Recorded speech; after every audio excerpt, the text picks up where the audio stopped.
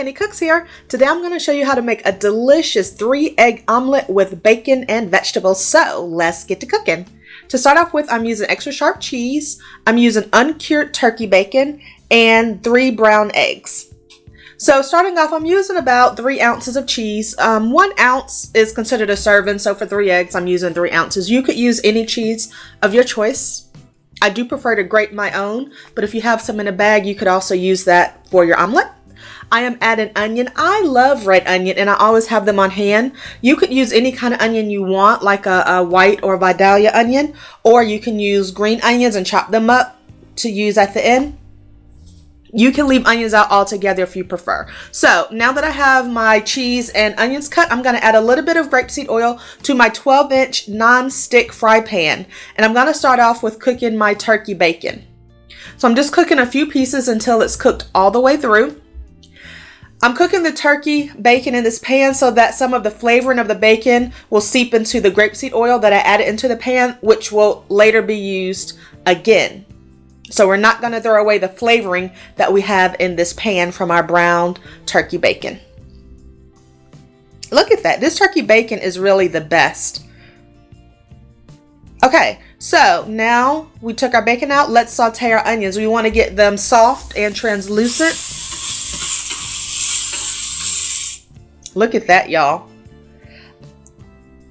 These onions are also flavoring our oil, so we're just adding the complexity to our oil that's going to season our omelet. So I'm starting off, I always crack my eggs on the side, so if it chips the shell, it won't get in my egg. And then just give it a quick little whisk. I'm going to whisk until I see little bubbles forming around the edge after I add my seasoning. So I'm adding black pepper and light salt. I'm the kind of person that could add garlic powder, onion powder, parsley to this, but a lot of people are purists and they only want salt and pepper. So that's what I'm doing here.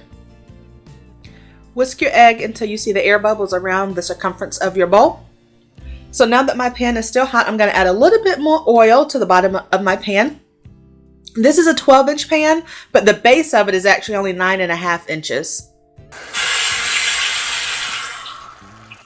So I poured my egg in, and the 9.5 circumference at the base is the perfect size for my 3 large eggs. So it is thin, so it's not going to take long to cook through, and I don't have to worry about trying to flip it or anything else because it's so thin, the heat is going to automatically cook through.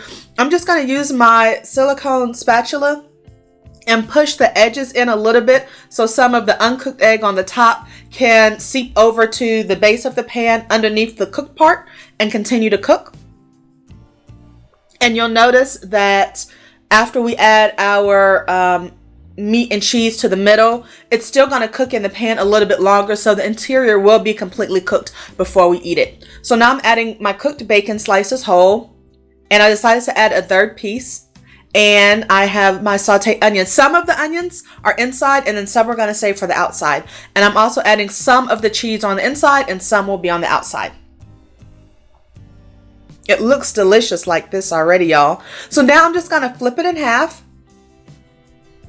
and give it a small little press down. And once it's ready, I'm going to transfer it to my pan. If I make these more often, I probably could have flipped it from the pan, or if I cut my bacon into small pieces instead of whole, but it's perfect just the way I have it. So I added some onions and cheese on the outside. And next up is the parsley for garnish. You could get even more creative and add chopped avocado, tomatoes, olives, anything you want veggie-wise can go on the inside or outside of your omelet. And just take a look at how delicious this is. Thank you so much for watching this video. Please subscribe to my channel